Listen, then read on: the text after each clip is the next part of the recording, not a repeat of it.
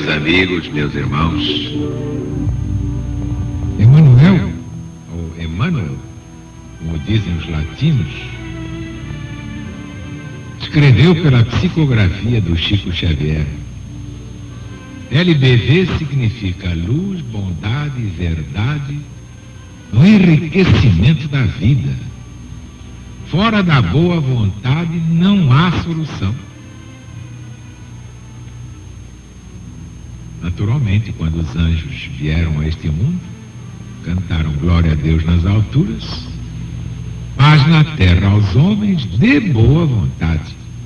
Claro, a boa vontade de Deus.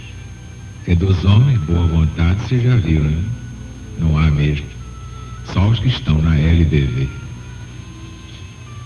Mas, demonstrando a nossa boa vontade, estamos preparando o Brasil para a volta de Jesus. E essa é a maior de todas as notícias. Que aí vão desintegrar-se todas as grandezas e realezas humanas, toda a prosápia, toda a empáfia, toda a prosopopeia, como diz o povo, desses ídolos de pés de barro. Porque Jesus está voltando. E aqui está o seu Apocalipse segundo São João.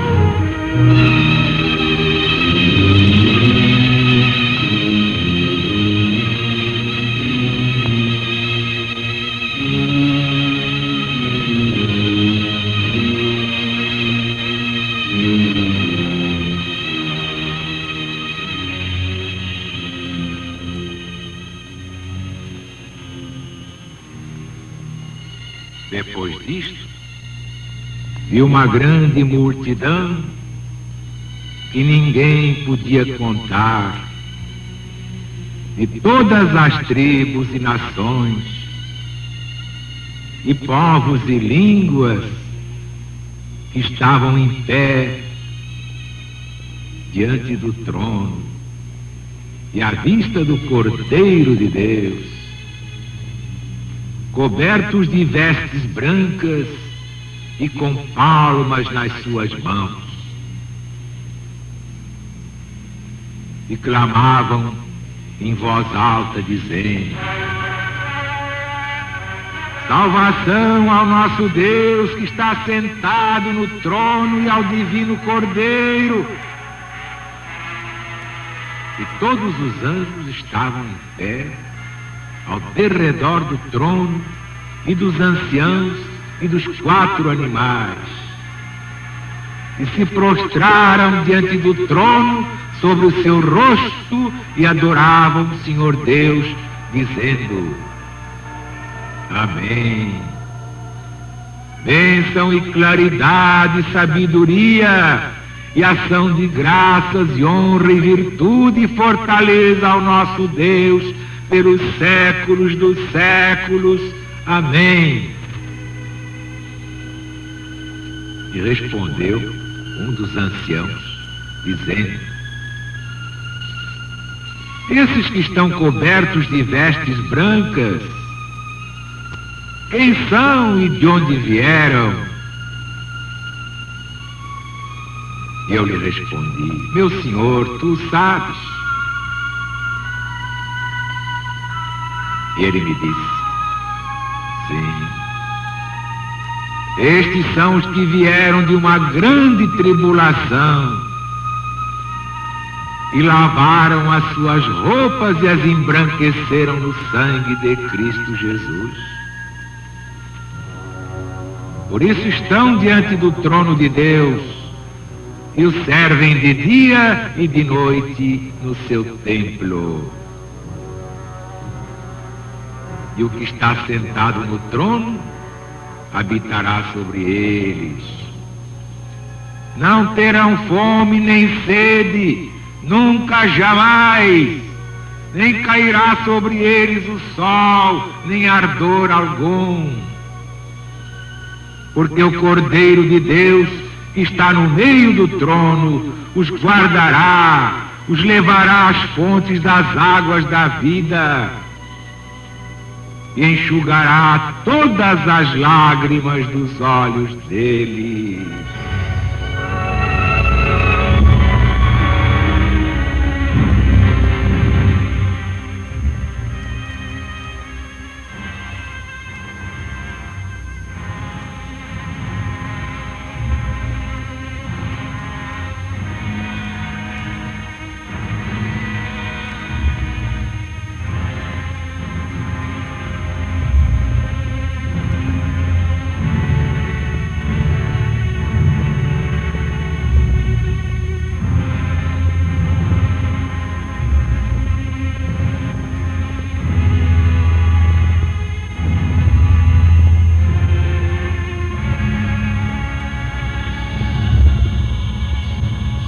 Vimos ontem os 144 mil que foram assinalados de todas as tribos dos filhos de Israel. E ficou bem claro que agora, na quarta volta cíclica, todas as tribos são todas as religiões do mundo. Israel não é uma nação de um povo exclusivo ou exclusivista. Israel significa toda a humanidade. Então, salvar apenas 144 mil em toda a humanidade parece pouquíssima coisa. Mas isto é para mostrar que poucos realmente se salvarão.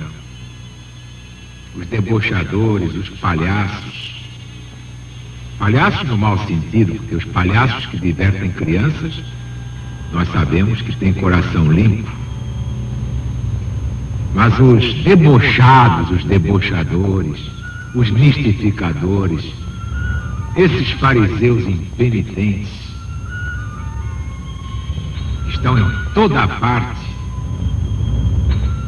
criando problemas para a espécie humana. Esses estão liquidados. Mas vimos ali na convocação 12 mil da tribo de Judá.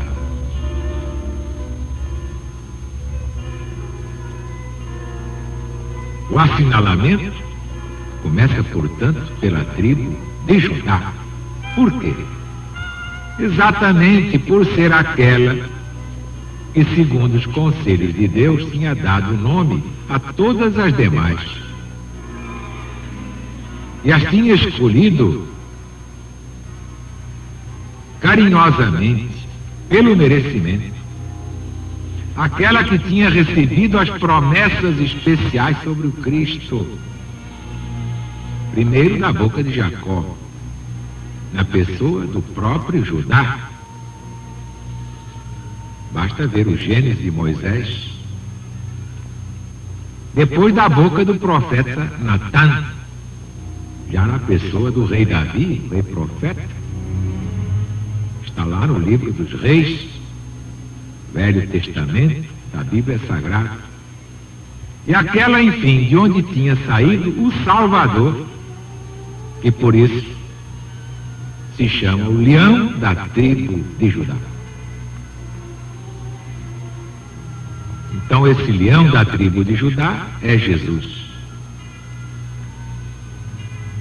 E aqui há uma dúvida, e logo surge uma pergunta. Por que motivo foi omitida a tribo de Dan? D-A-N, Dan, ou Dan, como alguns querem dizer, que se dane, quem quiser falar assim, mas é melhor dizer o correto, é Dan mesmo. A razão é simples, porque dela teria de nascer o anticristo. Basta ver que o primeiro país que proclamou a pornografia coisa comum, coisa direita, não foi a Dinamarca? E o que é que significa esse nome? Dinamarca. É a marca de Dan. É a marca de Dan. Parece incrível. País que tem a marca de Dan. Depois de uma grande multidão, que ninguém podia contar, de todas as nações e tribos, e povos e línguas que estavam em pé diante do trono e à vista do Cordeiro de Deus. cobertos de vestes brancas, com palmas nas suas mãos. Esta incontável multidão, pela insígnia nas palmas das mãos, e pelo que se acrescenta, de terem eles vindo de uma grande tribulação, bem se mostra ser a inumerável multidão dos mártires que haviam de padecer nas perseguições dos imperadores romanos, principalmente Diocleciano e Maximiano. Mas isso na primeira volta cíclica. Princípios da chamada era cristã, e de cristã ainda não tem nada. Esta era é uma era satã. Era satã, mas não cristã. Vai ser cristã a partir do ano 2000. Até lá estamos ainda no reino de Satanás, na era de Satã. Basta ver que nas outras voltas cíclicas, os perseguidores já não eram mais imperadores romanos, eram os próprios senhores das almas, etc, etc, etc, etc, etc, como dizia o rei de Sudão. Vocês viram como tudo muda? Tudo muda. Interpretar o Apocalipse de uma só vez, numa determinada época, é pura estupidez. Em cada volta cíclica, os nomes são outros para as pessoas, para as nações e para os acontecimentos. Por isso falta mais um Armagedon. Este sim, neste ciclo, será o próximo e o último. No versículo 15, por isso estão ante o trono de Deus e o servem de dia e de noite no seu templo. Que tal você acha que esse templo é bonito? O templo de Deus é o céu. O céu que tem 7 céus. É o infinito. O templo de Deus é o infinito. E o que está sentado no trono habitará sobre eles. Não terão fome nem sede, nunca jamais. Nem cairá sobre eles o sol, nem ardor algum. Porque o Cordeiro de Deus está no meio do trono, os guardará, os levará às fontes das águas da vida. Deus enxugará todas as lágrimas dos olhos deles. Vejam bem que João escreveu o que Jesus ditou, não disse estará sobre eles, protegendo-os, mas escreveu habitará, para mostrar convivência, a estável e perpétua morada que ali há de fazer como em seu próprio domicílio. E se Jesus estivesse agora no meio de vocês? Pois quando ele voltar, será assim. Vocês em volta, ele no meio, enxugando todas as lágrimas. Então não vale a pena padecer um pouco mais, com paciência. Você tem seus dramas, mas eu também tenho os meus. Quem é que não sofre neste mundo? Ninguém pode ser feliz. Que me adianta ser rico, inteligente, uma saúde de ferro e olhar e ver a miséria em volta? Tantos irmãos no inferno dos maus sentimentos. E pai que mata filho, filho que mata pai, mãe que mata filha, filha que mata mãe, amiga que trai amiga. Portanto, ninguém deve confiar segredos a ninguém. Confessar? Sim, a Deus, diretamente a Deus, ao Cristo e ao Espírito Santo.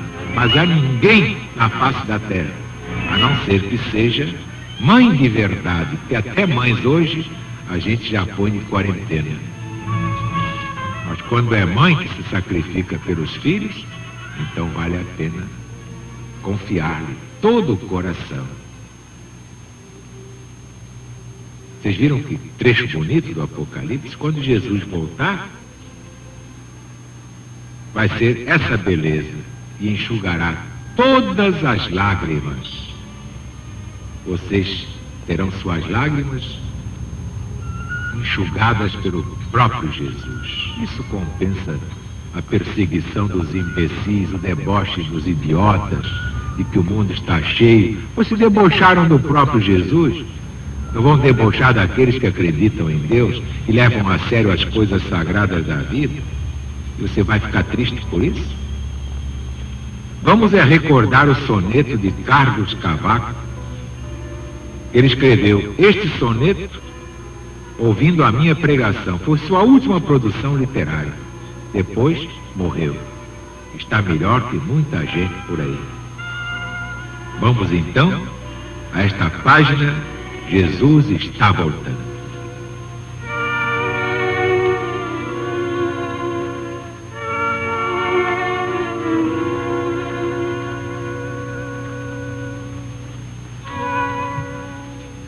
Jesus está voltando.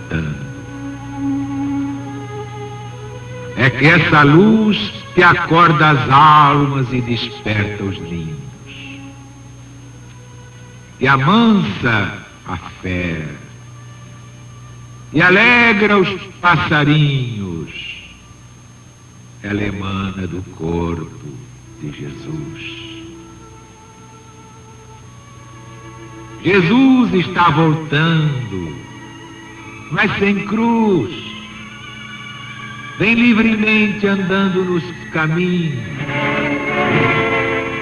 e transformando em rosas os espinhos nessa estrada que a Deus todos conduz. Jesus está voltando e vem sorrindo. À sua volta os lírios vão se abrindo e os anjos cantam sob o céu de anil. E para que a luz mais brilhe e resplandeça, Jesus divino ostenta na cabeça a coroa de estrelas do Brasil.